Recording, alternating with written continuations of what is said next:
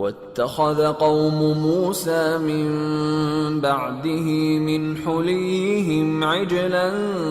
جسدا له خوار ألم يروا أنه لا يكلمهم ولا يهديهم سبيلا اتخذوه وكانوا ظالمين ولما سقط في أيديهم ورأوا أنهم قد ضلوا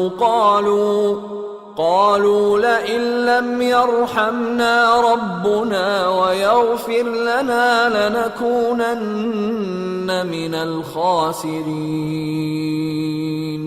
ولما رجع موسى إلى قومه غضبان أسفا قال بئس ما خلفتموني من بعدي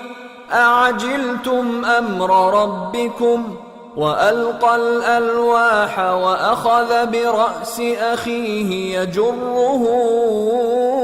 إليه قال ابن أم إن القوم استضعفوني وكادوا يقتلونني فلا تشمت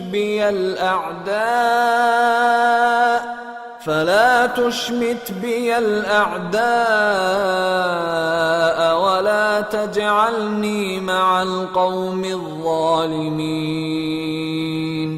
قال رب اغفر لي ولأخي وأدخلنا في رحمتك وأنت أرحم الراحمين۔ اور موسیٰ کے بعد ان کی قوم نے اپنے زیور سے ایک بچڑا بنا لیا، وہ ایک جسم تھا جس میں سے بیل کی آواز نکلتی تھی۔ ان لوگوں نے یہ نہ دیکھا کہ وہ نہ ان سے بات کر سکتا ہے اور نہ ان کو رستہ دکھا سکتا ہے، اس کو انہوں نے معبود بنا لیا اور اپنے حق میں ظلم کیا۔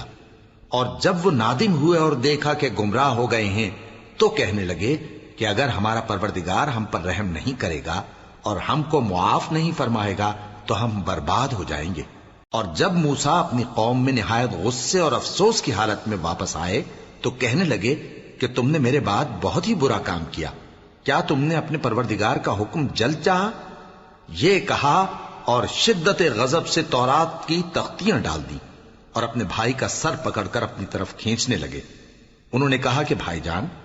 لوگ تو مجھے کمزور سمجھتے تھے اور قریب تھا کہ قتل کر دیں، تو ایسا کام نہ کیجیے کہ دشمن مجھ پر ہنسیں اور مجھے ظالم لوگوں میں شامل نہ سمجھیے۔ انہوں نے دعا کی کہ اے میرے پروردگار، مجھے اور میرے بھائی کو معاف کر دے اور ہمیں اپنی رحمت میں داخل کر، تو سب سے بڑھ کر رحم کرنے والا ہے۔